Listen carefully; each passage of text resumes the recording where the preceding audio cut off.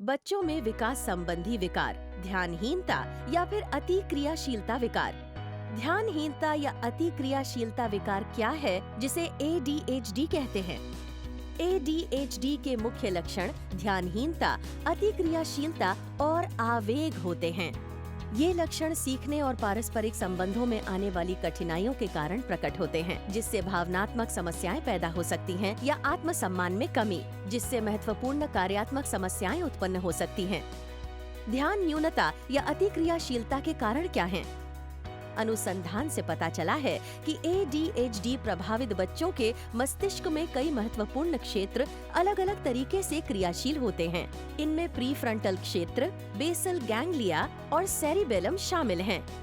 चूंकि इस विकार में कार्यकारी फंक्शन के लिए जिम्मेदार मस्तिष्क के क्षेत्र प्रभावित होते हैं, इसलिए बच्चों का ध्यान, व्यवहार और भावनाओं पर नियंत्रण, कामकाजी स्मृति और व्यवस्थापन कौशल प्रभावित होंगे, जिसके परिणाम स्वरूप ADHD के लक्षण प्रकट होंगे। ADHD का सटीक कारण अभी तक स्पष्ट नहीं किया गया है। अनुसंधान में सबूतों से पता चलता है कि यह प्रकृति में वंशानुगत होता है। गर्भावस्था के दौरान मात्र धूम्रपान और शराब का सेवन, समय से पहले जन्म, कम वजन, एन्सेफेलाइटिस का इतिहास, लेड विषाक्तता, चयापचय में असामान्यताएं, मिर्गी और मस्तिष्क की चोट को ADHD के लिए जोखिम कारक दर्शाया गया है। यद्यपि जैविक कारक स्थिति की अभिव्यक्ति में महत्वपूर्ण भूमिका निभाते हैं, साथ ही मनोवैज्ञानिक और पर्यावरणीय कारण, पारिवारिक सहारा, स्कूल आवासीय स्थिति और सामाजिक स्वीकृति समेत इसकी तीव्रता और असर डालने और दैनिक कामकाज पर इसके प्रभाव के लिए महत्वपूर्ण होते हैं। ध्यान न्यूनता या अति क्रियाशीलता विकार बच्चों को कैसे प्रभावित करते हैं? ADHD के क्लिनिकल लक्षण बच्चों की उम्र बढ़ने के साथ साथ प्रकट होते हैं। बचपन और पूर्व स्कूली अवस्था, इस उम्र के दौरान ADHD वाले बच्चों का मुख्य लक्षण अति क्रियाशीलता होती है।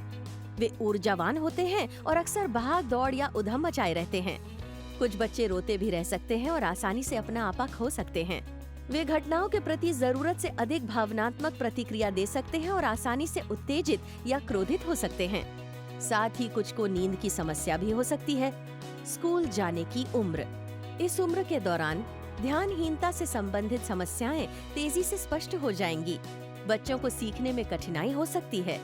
कक्षा में उनकी ध्यानहीनता उनके कक्षा और शैक्षणिक प्रदर्शन को प्रभावित कर सकती है। वे आवेगी होते हैं, आत्मनियंत्रण में कमजोर होते हैं और आज्ञाकारी नहीं होते हैं, जिसके चलते उन्हें सामाजिक रिश्तों को निभाने में समस्या आती है और साथियों के साथ झगड़ा करते हैं।